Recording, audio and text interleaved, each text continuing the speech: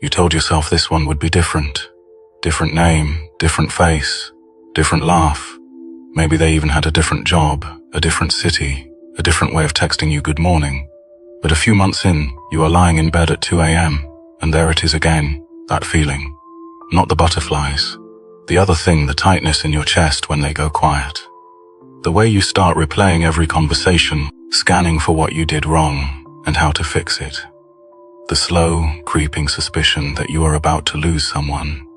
Again, in the exact same way. And for just a second, you wonder, am I the problem? Here is the uncomfortable answer. Kind of, but not in the way you've been blaming yourself. You are not broken. You are not cursed. You don't have bad taste. You have a pattern. And tonight, I want to show you where it comes from. Let me ask you something most people never stop to ask. Why does heartbreak feel like déjà vu? Not just, I've been hurt before. More like, the shape of the hurt is the same, every time. The same kind of silence, the same desperate need to fix it. The same moment where you realize you've been trying really hard for someone who wasn't trying back. We usually blame the other person, or we blame ourselves. I always pick the wrong ones. Like attraction is just a series of bad coin flips, but it is not random, and deep down you already know that. Here is what is actually happening. When you were small, before you had words for any of this, you learned what love feels like, not what love is, what it feels like. The texture of it, the rhythm, if love came with warmth and consistency, that is what your nervous system filed under, safe. But if love came wrapped in distance, or unpredictability, or the feeling that you had to earn it, your system filed that as love instead, not because it wanted to hurt you, because it had no other reference point. So now you are an adult, you walk into a bar, or you swipe right, or you meet someone at a friend's dinner party. And something clicks, you feel it instantly. That pull, that electricity, that thing people call chemistry. But here is what chemistry actually is. A lot of the time, it is recognition. Your body is saying, I know this frequency. I've been here before. The person who grew up with a parent who was loving but unreliable. They feel sparks with someone who runs hot and cold, because calm feels boring. Calm doesn't feel like love. Chaos feels like love. The person who spent their childhood being the responsible one, the caretaker, the little adult. They be drawn to people who need saving, because being needed is the only version of closeness they've ever known. You are not choosing wrong. You are choosing familiar. And familiar is dangerous, because it doesn't feel like a warning. It feels like home, okay? So you have a pattern that is hard enough. But here is where it gets harder. Think about the last person you fell for, really fell for. That dizzy, all-consuming. I've never felt this way before, kind of falling. Now ask yourself, how much of what you loved about them was actually them, and how much was a story you were writing on top of them? Because when we fall hard and fast, we were usually not seeing clearly, we were projecting. You take something real about them. Maybe they were a little mysterious. Maybe they were sharp and confident. Maybe they have this way of looking at you that makes you feel like the only person in the room. And you use that one real thing as a canvas. And then you paint everything you've ever wanted onto it. The attention your father never gave you, now it lives in their eyes. The safety your mother could provide, now it lives in their arms.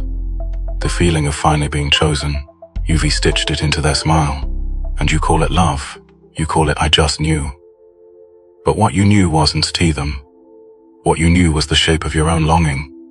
This is why falling in love can feel like coming home. Not because they were the one, but because your longing finally found a face. You are not meeting someone new. You are meeting a part of yourself that you lost access to a long time ago. And you are seeing it reflected in someone else's face. It is intoxicating. It is beautiful. And it doesn't stay. Because at some point, 3 months in, 6 months in, a year, the real person starts showing through. They re-not the fantasy. They re-not the mirror. They re-just a person flawed, complicated, ordinary in ways you didn't expect. And that is when the panic hits. Not because they changed, because your projection wore off. The filter is gone, and you are standing in front of a stranger, wondering where the person you loved went. They didn't go anywhere. The version of them you fell for, you built that not on purpose. but you built it. If that landed somewhere uncomfortable, good, stay with it for a second. That discomfort isn't a problem. It is the beginning of seeing clearly. Now, here is where most self-help takes a turn. I don't trust. This is the part where someone tells you, you need to heal yourself first, work on yourself, love yourself, and then you'll be ready for a healthy relationship. And I get it, it sounds right. It sounds mature. It sounds like the kind of thing you post on Instagram with a sunset behind it. But I think it is a trap. Not because self-awareness is bad. It is not understanding your patterns, sitting with your wounds, learning why you do what you do. All of that matters, but here is the problem. Some things about you will only ever surface when someone else is close enough to trigger them. You can journal for years. You can go to therapy every Tuesday. You can understand your attachment style so well that you could teach a class on it, and you'll still have blind spots. Rooms inside you that only open when another person is standing close enough to knock. I'll heal first and love later. Sounds like wisdom, but a lot of the time it is just a sophisticated way of hiding. It is the fear of being seen dressed up as self-improvement. The real work isn't preparing for love in isolation. The real work is staying present inside it when every old pattern is screaming at you to run. Now, I need to be clear about something because stay is a dangerous word if you use it wrong. If what you are in is controlling, demeaning, or repeatedly dishonest, that is not growth. That is damage. And walking away from damage is not running. It is the sanest thing you can do. But if what you are in is just hard, if the fantasy is worn off and you are looking at a real, imperfect person, and every instinct is telling you to leave and find someone new and start the whole cycle over, that is the moment. That is the door most people walk away from. And on the other side of it is something that doesn't look like a movie. It doesn't feel like fate. But it is real. And real is what you've been starving for. Even if you didn't know it. There are two kinds of love. The first one says, complete me. It is intense and beautiful and it feels like destiny. But it is built on a ghost. And ghosts always disappear. The second one says, I know I am incomplete. And I am choosing you anyway. That one doesn't come with fireworks. It doesn't knock you off your feet. It is quieter than that. It is what happens when you stop asking someone else to carry the parts of yourself you don't want to look at. When you take back everything you hung on them. All the need, all the longing, all the hope that someone else could finally make you feel whole, and you hold it yourself. The person next to you gets less magical after that. But they get more real.